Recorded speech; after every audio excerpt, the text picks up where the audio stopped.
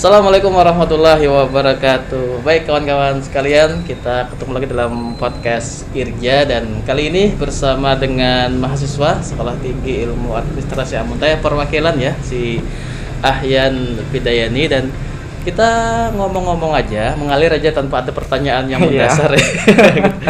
Baik, Ahyan Pidayani sudah semester berapa nih sekarang? Alhamdulillah sudah semester 4 dan ini masih daring, Pak. Masih daring ya dalam jaringan.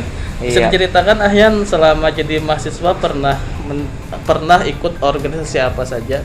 Ya, saat ini pernah ikut organisasi yang di kampus itu himpunan mahasiswa jurusan. Sebagai?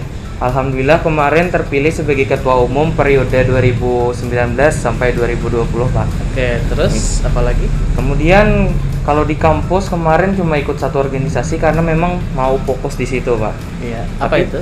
Di HMJ. Kemudian HMJ. di luar juga ikut beberapa organisasi, Pak. Salah satunya kita juga ikut Forum Genre Indonesia cabang Hulu Sungai Utara. Juga ikut Yayasan Sanggar Air Hulu Sungai Utara, Pak. Yayasan Sanggar Air ya. Iya, Pak. Oke, itu bergerak di bidang teater kalau nggak salah ya. Iya, Pak. Ada bidang teater, ada musik, ada tari. Pokoknya kayak semacam budaya-budaya di Hulu Sungai Utara, di Kalsel gitu, Pak. Oke, baik. Nah, kita kan memang saat ini karena memang kondisi pandemi tidak bisa melaksanakan sampai saat ini ya, nggak bisa melaksanakan kuliah secara langsung. Iya. Terus kira-kira kesibukannya apa nih Ahyan sebagai mahasiswa? Kesibukannya ulun nih bicaranya, Pak, pakai bapak, pakai kakak, Terserah atau aja. bang. Terserah aja. Karena biasanya kalau di kampus kan biasa bapak Irja. Ya. Kalau channel itu mungkin abang Irja boleh lah. Boleh. Boleh abang Irja. Oke. Asal jangan kakek-kakek gitu. Soalnya kalau abang itu kayak lebih nyaman Lebih gitu. dekat gitu ya. Jadi Oke. abang Irja. Iya, Ya bisa. boleh. Agak apa ya panggil bang? buat mahasiswa setia jangan diturut ya. Ini karena podcast. Oke. Nah, karena ini kan karena kita daring kan kita lebih condong waktunya tuh di rumah. Nah, kesibukannya apa saja nih? Iya. Jadi Bang Irja, pertama kesibukannya karena di online. Jadi pertama kita yang pasti kuliah online dulu. Kemudian setelah kuliah online, saya pribadi itu suka jadi konten kreator, Pak. Konten kreator Bang Irja. Iya. Jadi alhamdulillah di Instagram saya itu ada beberapa konten yang saya buat, bisa cover lagu. Oh, cover lagu ya. Ya, di Instagram. Kemudian juga ikut serta juga misalkan ada sebuah seminar kalau ditawari, boleh jadi pemateri, boleh jadi peserta, boleh juga kayak webinar sekarang Ya? banyak sekali. Jadi saya ikut juga, kemudian ada juga kegiatan-kegiatan dari genre ikut juga. Tapi kita tetap mematuhi protokol kesehatan. Intinya karena biasanya ada izin juga Bang Irja. Jadi kita harus sesuai protokol. Jadi kesibukannya ya memang kalau biasa keseluruhan secara offline. Tapi sekarang memang lebih variatif. Ada yang online, ada yang daring, ada yang offline. Artinya memang pandemi ini malah meningkatkan sisi kreativitas kita. Benar ya. sekali, Bang Irja. Berarti kita hanya uring-uringan di rumah tanpa ada melakukan kegiatan yang positif. Iya, benar sekali. Baik, Ahyan nih sebagai mahasiswa yang pernah merasakan kuliah secara langsung di kelas dan juga kuliah secara virtual, karena memang 2 semester pernah ya secara langsung. 1 semester, kemudian satu hari di semester 2 baru kena pandemi. Oh, artinya secara perbandingan lebih condong virtual ya, lebih banyak ya benar. selama 4 semester ini. Nah, kira-kira kalau saya tanyakan perbandingannya, mana yang lebih enak nih, atau mungkin mana yang lebih nyaman? Apakah kuliah secara langsung di kelas atau secara virtual? Yap. Kalau bicara yang mana yang lebih enak, Bang Irja, pertama dulu kita dilihat sisi-sisi sukanya. Ya. Tapi kalau bisa saya bilang lebih banyak kesukaannya di secara langsung. Secara tatap muka. Tapi bukan berarti secara daring ini gak asik gitu. Iya. Ada beberapa hal yang memang menjadi keuntungan di kuliah secara daring.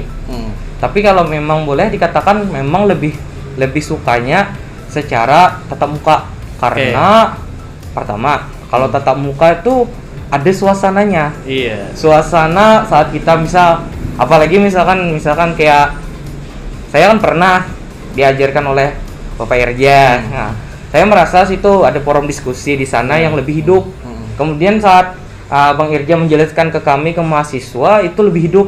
Kayak misalkan kayak ada ngelawaknya bisa.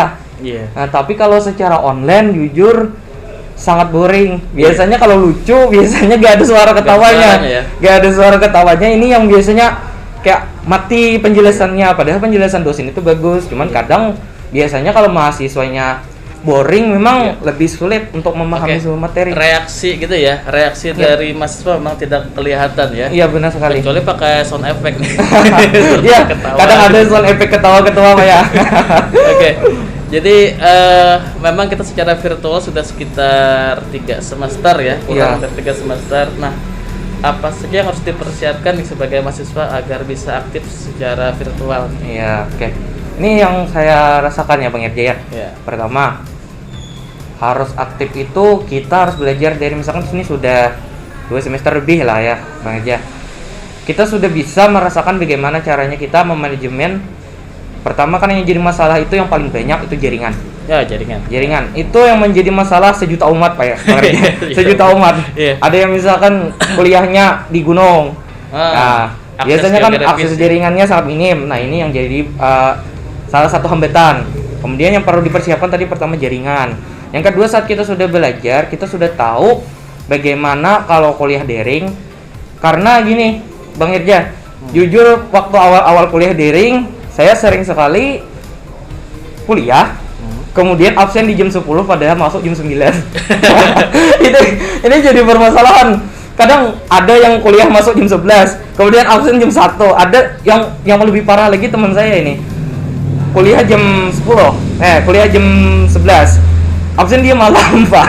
Absen dia malam. Ini pas awal-awal kita masih menggunakan daring, memang hal-hal lucu seperti ini terjadi, Pak.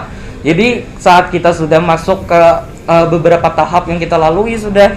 Jadi saya pikir sekarang sudah waktunya kita belajar bahwa manajemen waktu di kuliah daring ini penting. Itu yang perlu kita siapkan juga. Yang kedua, pertama kuota, kemudian manajemen waktu. Jangan sampai saat kuliah sudah masuk, kita malah masih ketiduran. Ini yang berbahaya dari mahasiswa. Awal-awal memang saya pun pernah merasakan, Pak. Tapi kemudian kita merasa lagi dari impact-nya ke kita. Saat kita melakukan hal tersebut, kita perlu dipertanyakan lagi, buat apa kita kuliah kalau cuma buang-buang waktu seperti tadi. Karena memang niatnya dulu, Pak. Bang Irja. Karena memang kalau niatnya sudah bagus, insya Allah jalannya juga ada. Kemudian yang berikutnya, kita harus lebih aktif itu dengan cara bertanya, Pak. Bertanya. Jujur, Bang Irja, secara kuliah daring dengan secara tatap muka, teman-teman itu lebih banyak yang bertanya secara daring. Secara daring. Yap, benar sekali. Jadi ini jujur yang terjadi. Pernah satu konteks kuliah, kemudian dosennya minta siapa yang ingin bertanya dipersilakan.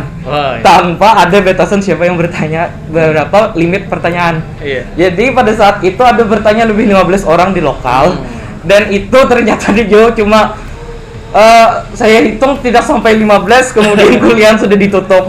Dan saya berada pada posisi yang bertanya dan tidak dijawab gitu. Bang Irja. Pengalaman juga sih, karena memang kan ada mahasiswa baru yang belum pernah merasakan bagaimana kuliah langsung. Dan ketika kita perkuliahan, pertanyaan tuh memang semangatnya. Saya pernah ngajar pertanyaan sampai hampir 50 masuk ke WhatsApp, jadi kita coba jawab. Jadi materi cuma sekitar 20 menit, 1 jam lebih itu jawab pertanyaan. Cuma pertanyaan. Itu pun nggak terjawab semua, kita save, kita jawab di minggu selanjutnya. Oh iya. Nah, untuk tingkat pemahaman sendiri, kira-kira mahasiswa apakah ada kendala selama daring ini untuk mendapatkan akses ilmu atau mungkin informasi dari dosen? Kendalanya itu seperti apa? Kalau kita bicara tentang sistematikanya, kalau kita biasanya tatap muka, biasanya dosen menjelaskan, kemudian dari mahasiswa bertanya, kemudian kalau masih belum paham bisa forum diskusi, kemudian sampai akhirnya nanti dapat kesimpulan pemahaman. Ya begitu. Sebenarnya tidak beda, Bang Irja, dengan cara kita secara daring sampai saat ini. Ada forum materi dulu, kemudian ada ada sesi pertanyaan, tanya jawab, kemudian dijawab, kemudian kesimpulan. Cuman kadang seperti ini, kalaunya kita di ruangan, Iya. Itu kita dapat 1 kali penyampaian, kita dapat melihat feedback dari mahasiswanya. Feedback ya, feedbacknya itu. Kita dapat melihat bahwa mahasiswanya mendengar atau tidak. Nah, tapi kalau secara daring, jujur kita tidak bisa mengecek secara keseluruhan. Karena memang itu keterbatasan teknologi yang ada pada saat ini. Karena kita tidak bisa menatap secara langsung bagaimana keadaan orang yang kita jelaskan misalkan, atau orang-orang yang mendengarkan penjelasan tersebut. Itu. Cuman kita sudah saya rasa sampai saat ini dosen-dosen atau guru-guru sudah memberikan yang memang sebenarnya sudah seperti itu. Cuman kadang dari orang yang misalkan siswanya, mahasiswanya aja lagi yang perlu. Cuman kalau jujur dari saya pribadi lebih mudah memahami untuk yang tatap muka. Tatap muka. Ya, karena memang penjelasan dari tatap muka itu lebih hidup. Nah, karena kan kita bicara sekarang banyak yang dosennya mungkin menggunakan WhatsApp group. Iya. Biasanya cuma menjelaskan lewat catatan, teks. Nah, ini yang jadi kita agak lebih sulit Bang Irja untuk memahami konteks dari permasalahan. Oke. Baik, selama kuliah daring nih, yang media apa saja yang digunakan dosen selain WhatsApp group biasanya? Iya, biasanya ada dosen yang menggunakan Zoom meeting. Zoom meeting. Ya. Ada yang menggunakan Google Meet. Google Meet. Ada kemarin yang juga mencoba menggunakan Webex. Bang Irja tahu Webex ya? Baru dengar nih, Webex ya, apa dia? Webex tuh kayak semacam Zoom juga. Cuman instansi yang mengeluarkannya beda. Dan biasanya kalau di Webex itu katanya lebih lancar dibanding Zoom. Itu lebih lancar dibanding Zoom, lebih banyak fitur dibanding Google Meet. Nah, jadi memang ada keuntungannya dari menggunakan Webex ini. Berarti ini ya, ada juga kamera-kamera buat mahasiswa ya? Iya. Juga ini kayak endorse aplikasi, Pak. Endorse aplikasi kita. Tapi saya baru dengar gitu. Webex itu. Ya. Kemudian mengerja ada juga menggunakan Classroom. Classroom. Ada juga yang menggunakan aplikasi Telegram.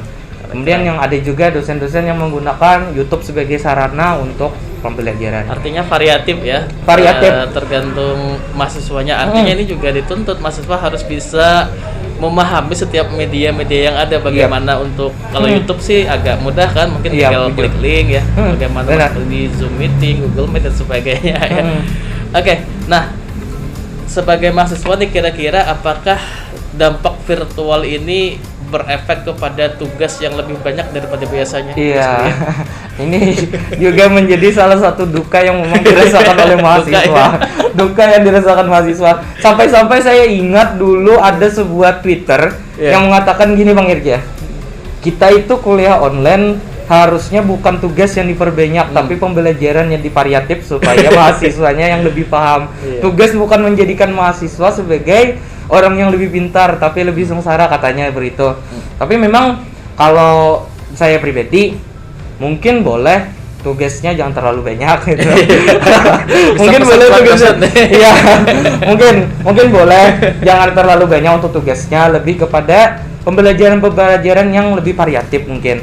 Kayak contoh jujur forum misalkan kita kuliah itu akan lebih hidup jika dibuka sesi diskusi seperti mahasiswa yang bertanya kemudian mahasiswa yang menjawab. Nah, kemudian untuk feedback dari dosennya mungkin boleh menyediakan kesimpulan untuk mahasiswa atau mungkin dari cara mahasiswa ada yang menjawab salah, mungkin boleh dosen yang memberi jawaban yang benar. Nah, saya pikir ini lebih hidup, Pak, dibanding misalkan dosennya mengirimkan tugas, kemudian tugasnya ada misalkan 5 soal dengan soal penalaran yang cukup sulit untuk kami jawab. Dengan cara kami kan biasanya ini tolak ukur dari mahasiswa gini, Bang Irja. Kalau mencari jawaban di Google gak ada, berarti soal sulit. itu tolak ukur dari mahasiswa. Kalau mahasiswa jawab soal kemudian soalnya gak ada jawabannya di Google, maka pertanyaannya sulit. Itu. Jadi saya ingat waktu saya masih kuliah, masih sekolah kejuruan, ada guru saya bilang gini, Ibu kalau bikin soal jangan harap bisa di Google. karena jika ibu bikin soal pasti bukan soal dari Google, kata beliau. Dan dari situ memang saat saya kuliah memang sudah terbiasa kalau jawabannya memang kenalar. Karena memang mahasiswa dituntut untuk bisa berpikir kritis kan, Bang Irja. Kemudian tadi, lupa sampai mana tadi Bang Irja? Nalar nih. Oh, oke. Tugas kuliah nalar kan. Tugas kuliah tadi. Kemudian tugas kuliah ini kalau bisa jangan terlalu banyak, kemudian variatif lagi. Misalkan kayak tadi kayak diskusi yang kemudian dijawab dosen. Kemudian gini, Bang Irja, ada satu duka lagi. Nah, silakan. Ngomong podcast nih. Iya, ngomong podcast. Ini kita bebas berapresiasi ya, Bang Irja ya. Oke. Jadi gini, ini yang saya rasakan saat dosen memberikan tugas kepada mahasiswa. Ini jujur, saat itu ada 5 soal aja, mengerja 5 soal, gak terlalu berat. Cuman di sana lebih kepada soal yang memang nalar untuk mahasiswa. Tentang konteks-konteks yang diberikan, memang awal-awal itu ada berupa materi diberikan, tapi tidak ada penjelasan secara lebih lanjut dari, misalkan diunjuk di sana ada PPT, PowerPoint, PPT ya. Kemudian diberikan soal, kemudian yang jadi dukanya itu adalah saat kita ngumpul tugas. Jujur kita gak tahu jawaban yang mana yang benar dan yang mana yang salah. Kadang saya mengharapkan jujur gini, kan saya memberikan nalar pribadi saya. Feedback dari dosen itu ya. Feedback dari dosen saya mengharapkan itu. Kadang ada dosen yang memang tiba-tiba esok harinya misalkan materi selanjutnya minggu depannya udah masuk ke subbab yang baru. Nah, kadang kita mengharapkan juga feedback dari dosen sehingga kita bisa membuka nalar yang lebih besar. Karena kita tahu mungkin dosen lebih pengalaman dari kita. Ya pastilah gitu. Secara usia pasti. Secara usia pasti dong. Jadi kita mengharapkan bagaimana cara pikir seorang dosen dalam menghadapi suatu masalah sehingga dari mahasiswa dapat anggaplah menjadi referensi Bang Irja. Nah, referensi dari itu yang kita gunakan mahasiswa untuk membuka open minded kita untuk jadi secara intisari yang saya tangkap itu adalah tugas itu bukan cuma sebatas kita bikin makalah dan presentasi, tapi juga semacam feedback dari mahasiswa. Mungkin seperti debat, mungkin tema ada debat pro dan kontra mahasiswa gitu ya. Mereka berdebat, kemudian mahasiswa dosen sebagai memberikan penjelasannya gitu ya. Kemudian juga melatih nalar dari mahasiswa, pola pikir mahasiswa, dan juga ada feedback dari dosen. Nah, jadi secara jawaban yang saya tangkap itu adalah kuliah virtual, kuliah daring ini berefek kepada menumpuknya tugas kuliah yang lebih banyak daripada biasanya. Nah, Ahyan sendiri untuk manajemen waktunya seperti apa agar tugas kuliah ini tidak terbengkalai gitu? Iya, jadi jujur dari saya, mungkin boleh ditiru oleh teman-teman yang nonton. Jadi gini, kita di dunia itu ada waktu untuk ibadah. Pertama, itu yang pasti ibadah, kemudian waktu berkegiatan dan waktu istirahat. Jangan pernah tertinggal itu. Kemudian misalkan kita mau ngerjain tugas, kita harus bisa stabilkan dengan waktu istirahat kita, gunanya untuk agar kita jangan sakit. Karena biasanya kondisi fisik ini penting, Marja. Karena kesehatan itu nomor 1. Tanpa ada kesehatan kita gak bisa melakukan apa-apa lagi. Nah, tapi penting juga untuk tetap menjaga ibadah, ya. Karena itu kewajiban kita, apalagi dari umat muslim. Yang pernah, karena misalkan ngerjain tugas, kerja terus sampai malam sampai lupa sholat maghrib, sholat isya. Jangan pernah seperti itu teman-teman. Karena biasanya kalau mengerjakan tugas itu kita menggunakan pemikiran. Biasanya kita akan dapat ilham jika kita sudah sholat aja. Ini yang saya rasakan. Biasanya kalau kita memang sudah sholat, itu biasanya hati plong, otak plong. Biasanya saat sudah plong-plong, itu ini ya. ilham datang sendiri. Bukan Muhammad Ilham. Jadi ilham itu datang ke kita, kemudian kita mengerjakan tugasnya dengan memang lebih bagus, dengan lebih ada pemikirannya untuk mengerjakan tugas tersebut. Kemudian bicara tentang istirahat. Istirahat itu ada yang misalkan santai-santai, ada istirahat yang memang tidur, ada yang misalkan nongkrong. Nah, saya jujur orangnya suka nongkrong, Bang Arja. Suka nongkrong. Jadi kadang kalau malam itu nongkrong sampai jam 11 atau sampai jam 10, nongkrong sama teman-teman, karena memang nongkrong itu penting. Karena nongkrong itu adalah salah satu cara kita untuk dapat koneksi pertama, silaturahmi, yang kedua, yang terakhir itu kita dapat cerita-cerita dan opini-opini yang memang terkini. Terkini, kayak misalkan kabar-kabar biasa kita dapat ketemunya di nongkrong gitu.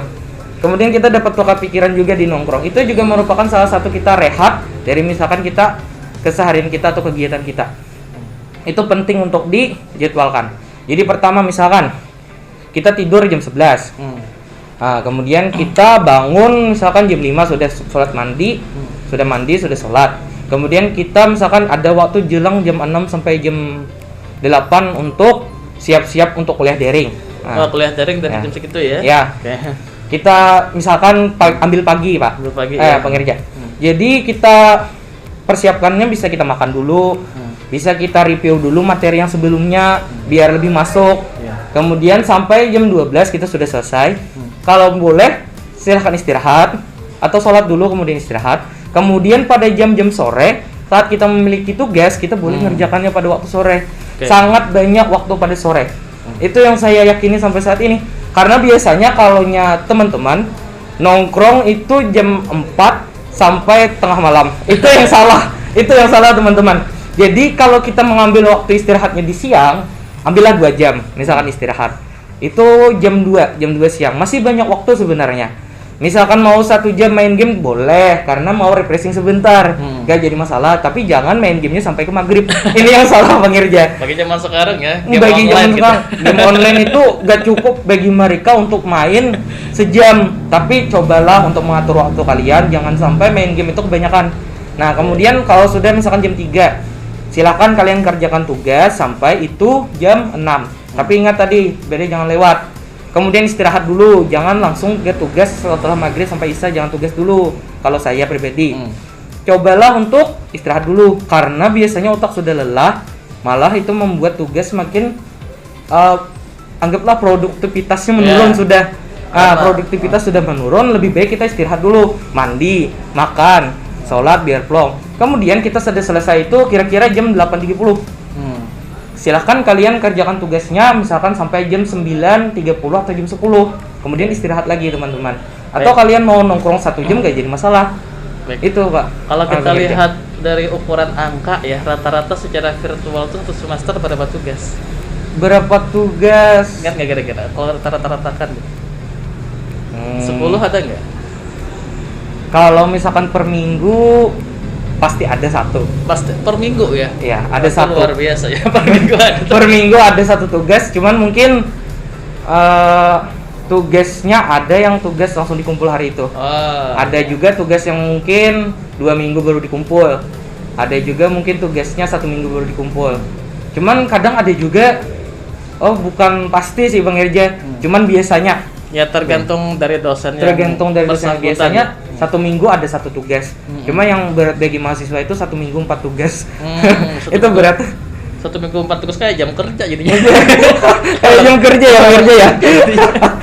Nah, akhir ini kan selain mahasiswa juga aktif di organisasi kampus dan juga organisasi yang di luar gitu. Apakah aktif organisasi itu berefek kepada nilai kuliah kita atau seperti apa nih? Kalau dari saya pribadi, ini yang saya rasakan, memang saat ini sulit untuk menjaga Bang Irja. Sulit untuk menjaga dari aktivitas kita yang ada, tapi bukan berarti tidak mungkin. Memang sulit, tapi bukan berarti tidak mungkin. Saat ini nilai saya jujur IPK itu tidak terlalu rendah, tidak terlalu tinggi. Sedang-sedang saja. Sedang-sedang saja, yang sedang-sedang saja Bang Irja. Dan itu alhamdulillah masih tetap konsisten dan ada beberapa juga yang naik. Entah di semester saya lupa semester berapa, itu nilainya lumayan naik. Dan itu memang saat itu sampai saat ini juga saya masih aktif di organisasi. Jadi kalau berbicara tentang menurunnya nilai apakah iya atau tidak, itu tergantung dari orangnya. Bagaimana dia memanajemen waktunya, bagaimana dia bisa mengendalikan dirinya. Karena pengendalian diri ini menurut saya penting. Karena biasanya kalau orang tidak bisa mengendalikan diri, bisa jadi dia keasikan di organisasi sampai lupa di kuliahnya. Nah itu, jadi perlu pengendalian diri. Jadi kalau misalkan ada yang beranggapan nih, kalau banyak organisasi maka nilainya akan anjlok. Gak pasti begitu Bang Irja. Karena ada juga orang yang banyak organisasi, malah saat dia kuliah dia paling aktif, nilainya paling tinggi, dan dia mungkin nanti malah jadi irian gitu. Irian karena aktif juga ya, melihat orang temannya bisa kan gitu kan. Bisa taruh biasa kita cara bisa orangnya nih. Nah, itu Bang Irja. Nah, artinya gini ya, bahwa tidak selamanya ikut organisasi itu tidak bermanfaat, selalu banyak manfaat yang selalu kita banyak dapatkan. manfaat. Oke, baik, sudah hampir setengah jam ya, 20 menit kita nih. Ada nggak kira-kira pesan-pesan dari Ahyan buat teman-teman kita mahasiswa yang sedang berjuang di dalam virtual nih? Pesannya apa nih? Oke. Pesan saya pertama untuk para dosen. Ya, para dosen silakan. Kemudian baru nanti buat teman-teman seperjuangan saya. Oke, buat para dosen, saya pikir saat ini dosen sudah bekerja dengan semaksimal mungkin. Dengan kita bisa katakan bahwa dosen sudah bekerja dengan mengupayakan pemikiran untuk bisa menggunakan bagaimana caranya agar mahasiswa dapat menimba ilmu dengan semaksimal mungkin juga. Nah, tapi ada beberapa yang perlu dibenahi, bahwa tugas sebenarnya dari kami pribadi, kalau tugas terlalu banyak maka kami akan kesulitan. Karena biasanya kami pun dituntut juga untuk ada tugas-tugas yang lain. Misalkan tugas rumah, tugas apalagi misalkan yang sudah menikah tapi jarang ya misalkan tugas untuk misalkan yang perempuan, tugas untuk cuci lah ya kayak gitu lah. Kemudian kami lebih mengharapkan dari mahasiswa untuk pembelajaran yang lebih aktif, yang lebih mungkin bisa memberikan feedback kepada kami, yang mungkin bisa lebih asik lagi. Entah itu nanti bisa menggunakan aplikasi-aplikasi yang baru, entah itu menggunakan forum belajar yang baru, entah yang lebih unik mungkin Bang Irja. Itu ya, mungkin boleh tugasnya diminimkan, kemudian untuk keunikan dari pembelajarannya lebih ditingkatkan. Nah, kemudian buat mahasiswa, buat teman seperjuangan saya untuk melakukan kuliah daring, saat ini sebuah dosen sudah berjuang, maka seorang mahasiswa pun juga harus berjuang. Kalian jangan misalkan biasanya gini, ada mahasiswa yang berkata jaringan saya ini, jaringan itu, banyak sekali keluh kesahnya. Cobalah kalian jangan berharap orang lain menyelesaikan masalah kalian. Cobalah kalian berpikir untuk menyelesaikan masalah kalian sendiri. Jangan terlalu mengharapkan orang lain, karena orang lain juga memiliki masalah. Itu bekerja. Jadi kalian cobalah berpikir untuk lebih mandiri untuk masalah kalian sendiri. Buat kalian yang misalkan jaringannya lelet, cobalah untuk beberapa hari untuk berpikir bagaimana caranya untuk kuliah saja kalian bisa melancarkan jaringan kalian. Entah mungkin boleh cari wifi gratis, entah boleh hotspot teman misalkan, atau turun dulu dari gunung sebentar untuk kuliah. Karena itu niatnya perlu dibenarkan teman-teman. Kalau benar-benar niat kalian ingin kuliah, saya pikir selalu ada jalan untuk bisa menuju kesuksesan. Nah, itu ya. Mudah-mudahan bermanfaat podcast kita hari ini. Makasih Ahyan PD ini sudah ngobrol-ngobrol. Insya Allah nanti kita kalau ada tema yang lain bisa kita siap Bang Irja. Tema apa aja nanti ya bisa ngobrolkan ya. Oke, semoga bermanfaat. Akhir kata, assalamualaikum warahmatullahi wabarakatuh. Dah.